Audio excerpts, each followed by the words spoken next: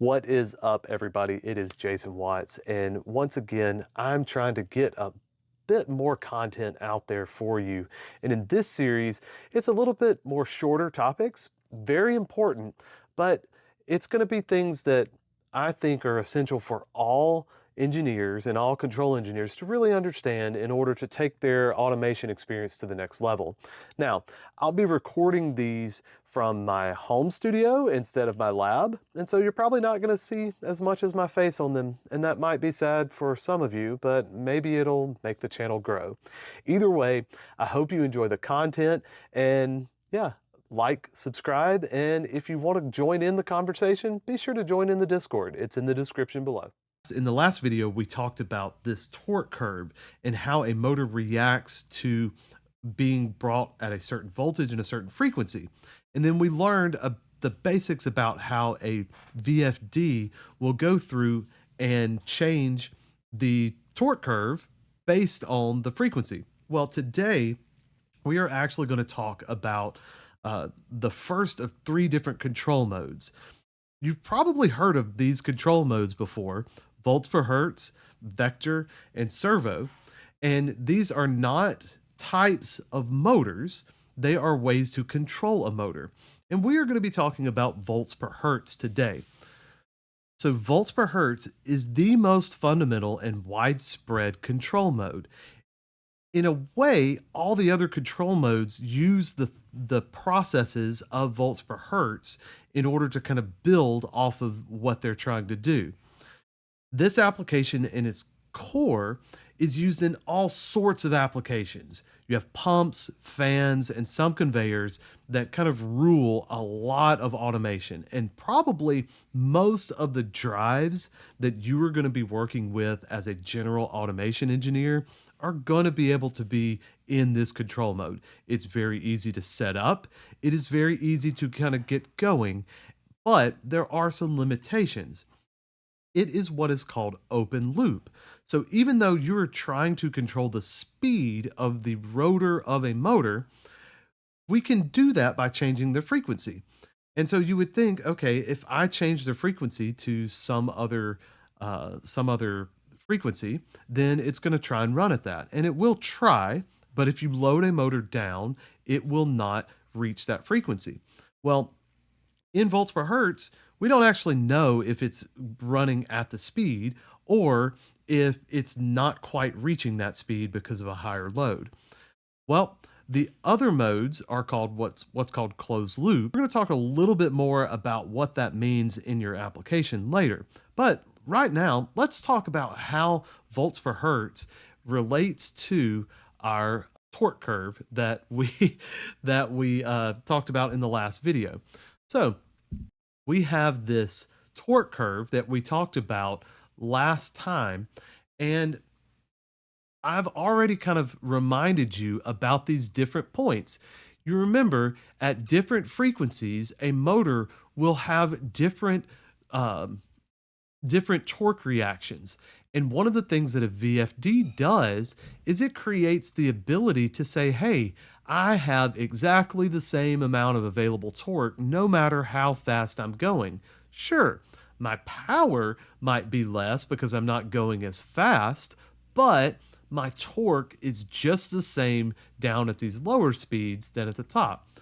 One of the implications behind this, though, is because of the equations of magnetism in a motor, if you have the same fixed voltage at a lower frequency, you will end up having way too much torque in your motor. It kind of is the backwards mindset of it, but it's just because those windings are not moving quite as fast, and so they're able to get that current and build up more flux. So your flux is inversely proportional to the speed of the motor. So the higher the speed, the lower the flux. We see that above what's called base speed, but that's in a little bit more advanced topic. So what we have here is a situation to where we are running our motor at progressively slower and slower speeds, 55 hertz, 40 hertz, 35 hertz. In order to get this red line that we have here, we want to make sure that the torque in the motor is the same. So we have to reduce the voltage as we reduce the frequency. So what that gives us is what is called a volts per hertz curve. So just the same as the torque curve, we're going to have hertz down on the bottom, but instead of torque, we're going to have our voltage. And at our rated speed of our motor, we will have our rated voltage. In the US, it's usually 460, and then 60 hertz on our rated frequency. Again, these are US numbers. If you are in Europe or elsewhere in the country or elsewhere in the world, you're probably going to see something between 360, 400 volts, and then 50 hertz. So, but the same thing happens, just change the numbers, the line's exactly the same. So if we go up to this point, this is our rated volts per hertz point. And as we get slower, as we move down, we need to lower our voltage. So we need to lower our voltage and lower our frequency. So what happens is we end up with this right here. That is what's called the basic volts per hertz curve. And if you were just going by the non-practical, just the math, this is what you would come up with. You would come up with an exactly 45-degree angle, 1-to-1, of this volts per hertz curve. So whatever your maximum voltage is and your maximum frequency, your rated voltage, rated frequency, then you have this thing going on. Well, what happens is, in practicality, this doesn't quite work out, because if you look down here at the bottom of this curve, how much current is going to be flowing through your motor here? 0. So it's not even going to be magnetized. It's not even going to be able to really move at all. So what you have is very low flux in your motor, kind of down here in this very bottom corner here. And so the first thing that we normally do is add what is called a permanent voltage boost, or a starting voltage boost. And what that looks like is, in practice, we will have some sort of voltage boost, and the minimum voltage will be, say, 30 volts. I'm literally just making up numbers, but what this will do is it will come here and it will go over to this line, and then it will link up with this line, and that's our new volts per hertz curve. So at the bottom speed, so like at low speeds, you will have a minimum voltage in your curve here. That is just so that you get a true holding torque down at 0 speed. Otherwise, you're going to have some issues if, like, around that middle, that transition point, you're going to have problem holding torque, and it's just not going to be good. So we normally put a permanent voltage boost or a starting voltage boost at the very end, or very down at the bottom. So one of the things that you might say is, hey, Jason, can we go above 60 hertz? And you say, well, sure. But part of the problem is that the voltage, the insulation on the actual windings can't go above the rated voltage. You will damage the windings. They will start to arc. So what happens is, because of this nature of this kind of red cap, or sorry, this cap on this voltage, your curve will look flat from here out. Well, what happens if we said the torque in the motor, the torque available in the motor, is going to be inversely proportional to the rotor speed. And so the way that we are creating constant torque on the lower side is by lowering the voltage. And so since we can't raise the voltage anymore, then our torque available is going to go down as we get up into the above 60 hertz. That is what's called above base speed. And what that ends up happening is our available torque, whatever that torque value may be,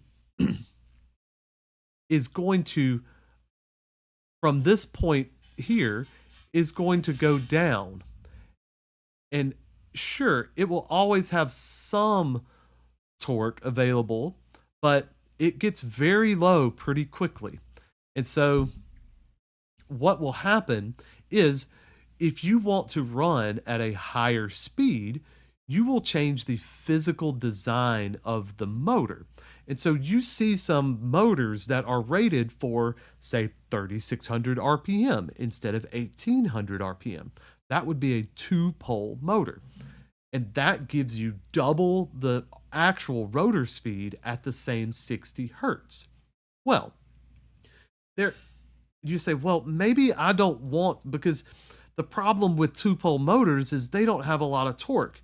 They don't have a lot of torque at the lower end just because their power or all that flux is trying to be at a higher end.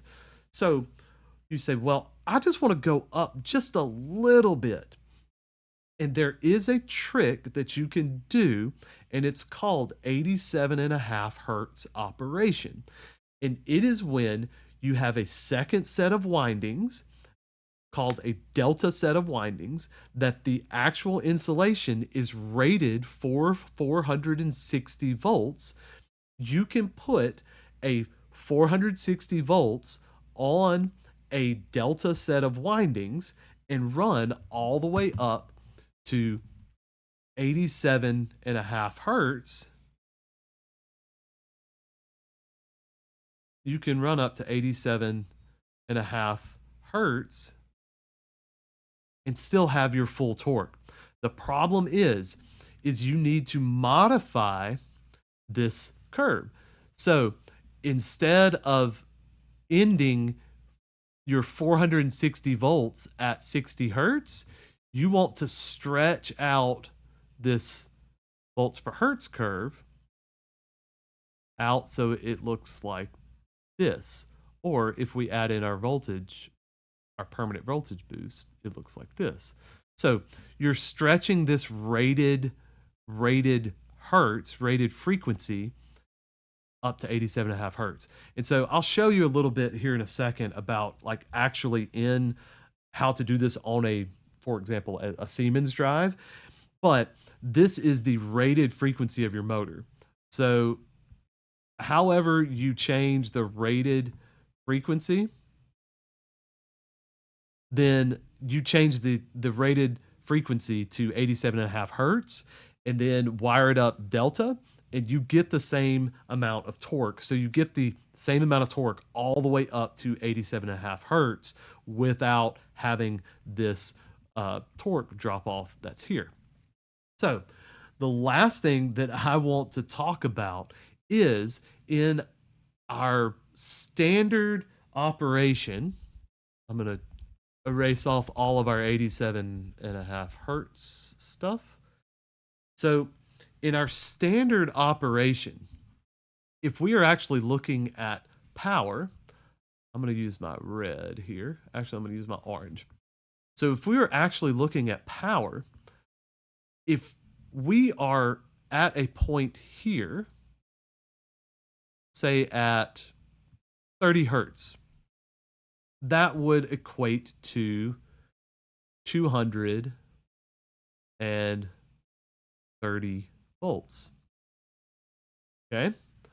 Well, what if our system is really only using this much torque? And so we could have our voltage down at a much lower level. Well, you say, well, Jason, what does that matter? It's just not using the torque. Well, it isn't using the torque, but our power consumption is still based off of this 230 volts. So it still might only be pulling, say, 2 amps instead of 10 amps, but it's 2 amps at 230 volts. So that would be 460 watts of power. Well, what if we were to move this voltage down to where it still had enough torque, but the voltage was, say, I don't know, 115 volts? Well, our power usage would then be much lower. It would only be that 230 watts instead of the 460 watts. So, what this consideration is something called the actual, there are different types of loads that actually act this way. And one of them is a pump or a fan. So a fan, I'm going to pull all of this off. A fan, its actual power consumption will start very low, and then it's actually a square law. So what happens as a fan or a pump starts to speed up, at the lower end, it doesn't actually really require much speed, because the force due to friction and the force due to the pressure of the liquid is a square law. So this is what's called a parabolic volts per Hertz curve. And that means that the fan or pump itself does not need a lot of power down here. So you can lower the voltage because it doesn't ever need that much torque at that speed because it's a fan. It is only until it gets up towards the higher frequencies that it actually needs that higher torque. And so this actually saves power, a lot of power, just by changing the voltage based on your load.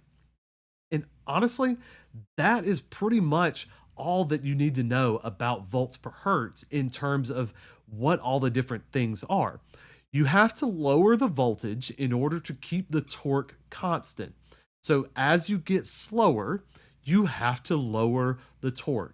As you speed up, you have to raise the voltage. So eventually, you are going to run out of headroom on your voltage, and your torque will have to start to drop off.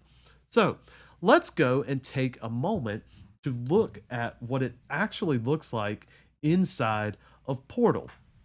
Again, I know I said that most of this stuff is not or is agnostic, and this stuff is. I just wanted to show you kind of how you would be doing this in Portal or in your other softwares, how it's kind of presented. So if you're not familiar with this, I have our project that we've done in one of our motion control live streams, and I've put in a drive. Doesn't really matter, but I want to show you that in that drive, I'll show you this. I've put in this drive, and I've gone to the parameters set for it, and underneath the operating mode, there's a thing called control mode. And you can set a lot of these parameters that I just talked about.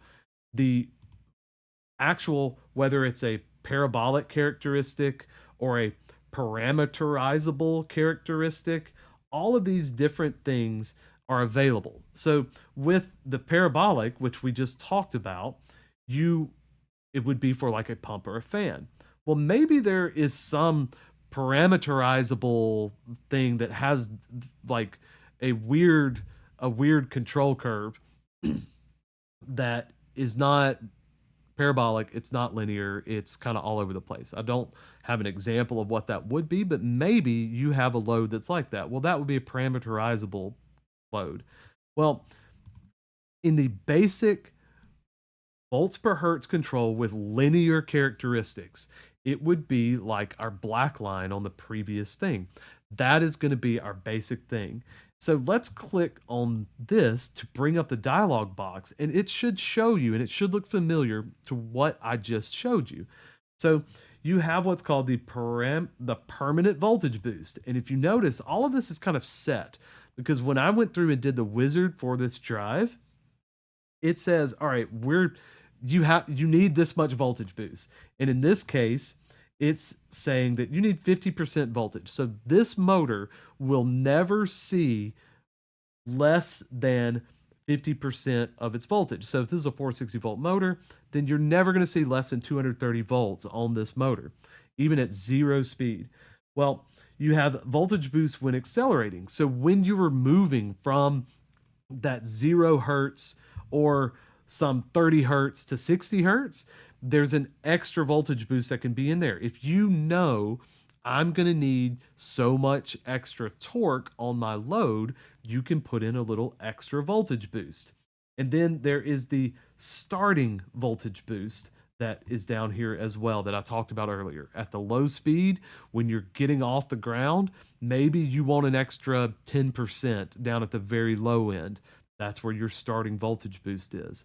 That's pretty much all you need to know about parameterizing these voltages.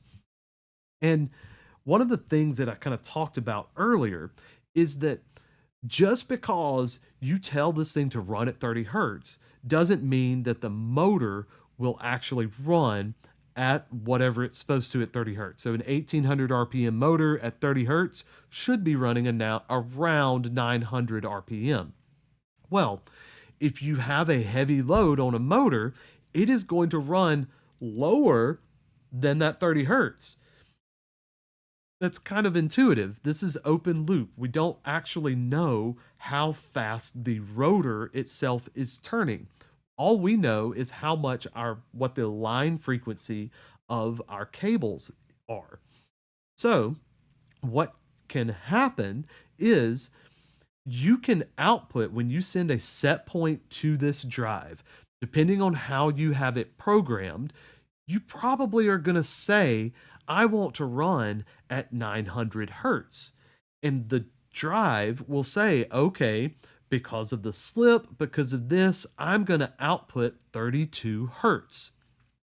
Well, from what it says on the feedback, it will say, all right, I'm running 900 hertz. And you say, great, that's awesome. But when in fact, you've loaded down your conveyor or your pump, and it's actually not running that fast. The only way that you can know that it is running at that speed is by some other feedback device, either a pressure transducer, an encoder, some sort of pulse counter, something that gives you an idea of whether or not you need to be running faster or not. And so that is open loop control in a nutshell. You don't know actually how fast the thing is going. So you can close the loop with a PID controller. And if this is on, say, a pump and you are wanting to control the pressure, volts per hertz works great because you're going to put the output speed is going to be based on some sort of PID loop. And the feedback is pressure. And so you don't really actually care what the speed of the motor is. You only care that there's enough pressure on that other side. So volts per hertz works excellent for these types of applications. Next time, we're going to be going through and talking about when that isn't an option. Say you have a conveyor and you want it to run at a certain speed.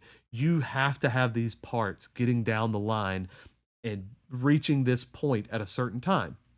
Well, you have two options at that point. You need to close the loop on your speed. And there are two options, vector and servo control.